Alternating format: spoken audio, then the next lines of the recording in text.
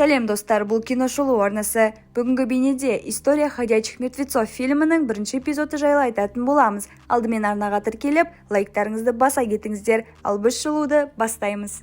Басты кейіпкеріміздің есімі Джо. Ол өзінің қауіпсіз үйінде нағыз қожайын кейпінде шалқая отырып футбол көруде. Джоның қазіргі жалғыз серігі иті еді. Күндегі әдет бойынша иті ұйқыға кетер сәтте дәрет сындыратын. Джо айналасын камерамен бір тексеріп, итімен бірге сыртқа шықты. Ол өзімен өзі сөйлесіп, өмірлік мәні бар әңгімелерді итіне айта бастайды.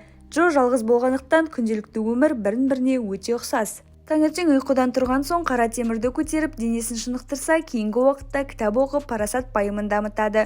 Күнделікті кешкі сыртқы серуен кезінде жаяу жүрісті адамдар Джоны айнала қоршап алады. Сонда жігіт өзінің тұзағын іске қосып, бір сәтте жер астынан шыққан үшкір заттар жүрістілерге қарсы шықты. Бұл айла өзіне келе жатқан бірнеше жүрісті адамды ұстап тұрды. Осылардан айналып, Джоға білдірмей ортаға енген бір адамнан қауіп төнерде еді. Джоға шабуыл жасалғалы жатқанда, оның иті Гелли жанкештілікпен иесін қорғап қалады. Джо жаңағыны соңына дейін ұрып өлтірді, алайда онымен бірге серігі Гелли де бұл дүниеден өтті. Осы оқиғадан соң Гелли үй маңындағы жерге жерленді. Жалғыз серігі итінен айырылған соң Джо күйзеліске ұшырады. Жанын жеген жалғыздыққа күнде көретін футбол матчтары да, оқитын кітаптары да дауа бола алмады. Керісінше жігіттің жүйкесі тозып, қолына түскенді шаша бастады.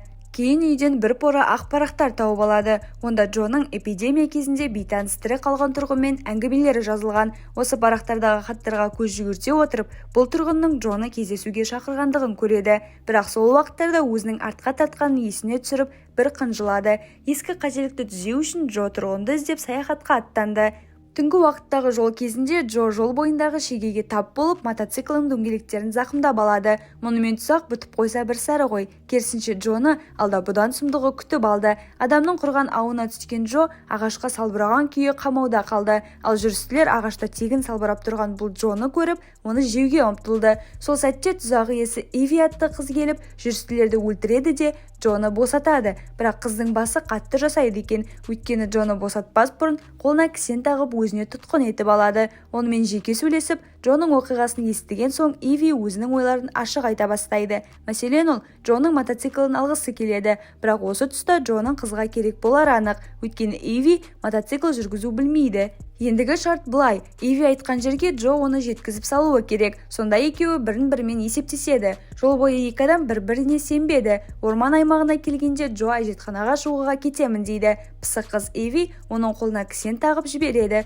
Жол сапары қайта басталып, Джо жанындағы қызды елемеу үшін құлағына құлаққап тағып, музыканың даусын бақыртып қояды. Жол бойы осы естіген музыкасын қосыла шырқап жүрді. Жанындағы қыз Иви де Джоға қосылғысы келді. Алайда жігіттің бір көзқарасы оны үндемеуге шақырды. Түнгі уақыт кезінде екеуі орман ішінде тұрақтады. Иви болса өзінің жыбыршыған әрекеттеріне көшіп, Джоның сөмкесін ақтара бастады.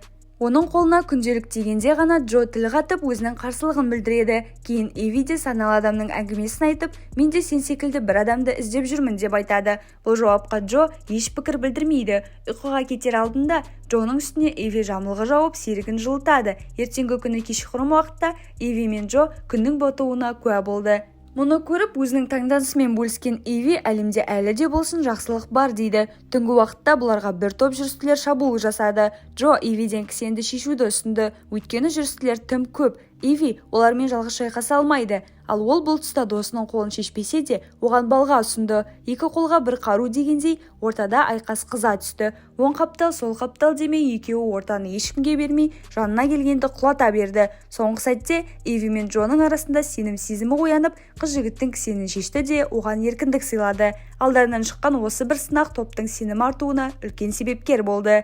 Ертесі күні Джо Ивиге мотоцикл айдауды үйрете бастады. Оған қоса музыка қосып, бірге көтеріңкі көңіл күйде шырқайды. Сол уақыттарда кеш батып, бұлар түнейтін жерді тапты. Джо иісшіл итте әрекет етіп, шарап тауып алған екен. Соған мәз. Екеуінің әңгімелері қайта жалғасып, Джо шын мәнінде Ивиді қайда бара жатқандығын сұрайды. Ал өткен жолы мен де сен секілді адам іздеп жүрмін деген әңгімесін жалғастырған Иви өзі іздеген адамның күйеуі екендігін айтады. Тура осыған шамалас жағдай біздің Джоның да басында.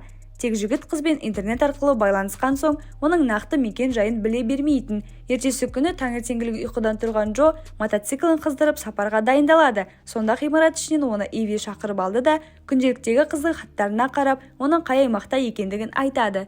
Мұны естіп, Джоның көңілі бір көтеріліп қалмасы бар ма? Екеуі сапарға дайындалып сыртқа шықса, мотоциклін біреу ұрлап кетіпті. Бұл ұрының соңына түскен Джо қарумен атқалы жатқанда оның оғы бітіп қалады. Әрі қарай жолды мотоциклсіз жалғастыруға тура келеді.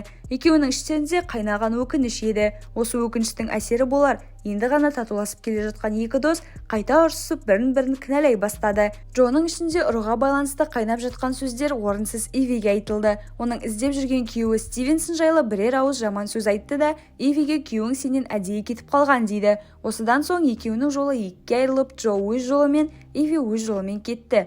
Орман ішінен үйге жолыққан Джо мұнда өзінің іздеген адамы тұрады деп үміттенді. Кейін камераға қарап тұрып, есікті ашуын өтінеді. Жанын қоршылай жүрістілер келе жатқан соң, бункер есігі ашылып, Джо ішке енді. Бұдан ол аяғына ауыртып алса да, ол мақсатына жеткендігіне риза болатын. Джоның үй иесі Сандра атты әйел күтіп алды. Міне дәл осы әйел Джоның іздегені еді. Ол жігіт ол ойлағаннан да мейірімді әйел екен. Салған беттен Джоны құшақ жая қарсы алып, жайлы жерге орналастырды. Бұл уақытта Иви де күйеуінің үйіне келген еді. Ол жерден күйеуінің өзін таппай жай суреттерін жолықтырды. Сандраның үйіндегі жағдайға келер болсақ, бұл әйел жаңа қонақ Джоның асты-үстіне түсіп, пирог жегізуде. Кейін бір шикіліктің бары белгілі болды. Жаңағы Джоның жеген пирогында есірткі бар болып шықты. Есірткінің әсерінен соң Джоның да жағдайы нашарлап, көз жанары әлсіреп, солғын тартты. Ал енді жаңағы мейірбан кейіптегі Сандра маскасын шешіп, Джоның басты мақсаты өзін өлтіріп, бункерді алып алу деп айта бастады. Сондықтан ол Джоны өлтіреді. Солай бір рет жігіттің тамағына жеңіл түрде осып қалды. Бұл жарақатты салғаннан соң Сандра өз әңгімесін жалғастырып, кезінде дәл Джо сияқты бір еркек онымен бірге тұруға тырысқандығын, алайда соңында сол еркекті алғаш рет өлтіргендігін айтады.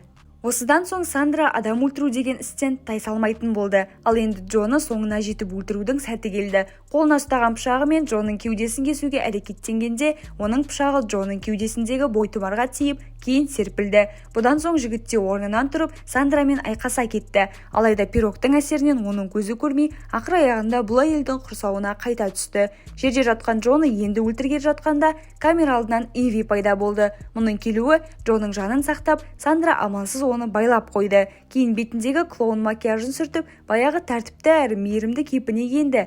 Бункер есігі ашылып, Иви ішке кірді. Салған беттен өзінің танысы Джоның көрмегендігін сұрай бастады.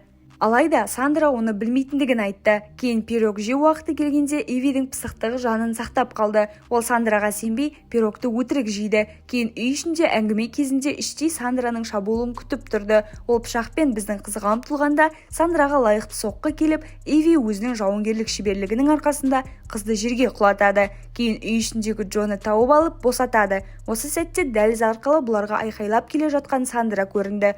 Джо қолындағы пышағын Сандраның кеудесіне қадады. Осындай соққыдан өлмесе қайдам енді.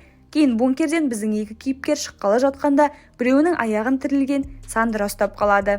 Сол сәтте олар бункер есігін тарс жауып, Сандраның үнін өшіреді. Джо серігінен Стивенді таптың ба деп сұрайды. Жауап ретінде Иви жоқ деді. Алайда Ивиде бәрі жақсы. Таңертең ұйқыдан тұрған Иви жанында Джоның жоқтығын көреді. Кейін есірткінің әсерінен айыққан Джо келіп, кешегі Ивидің көмегі үшін құшақтап тұрып рахметін айтады. Осы оқиғадан соң екеуі де өмірлерін жаңадан бастаймыз деп шешті. Біздің екі кейіпкер бірге өмір сүре бастады. Осылайша фильм аяқталады достар. Келесі кездескенше.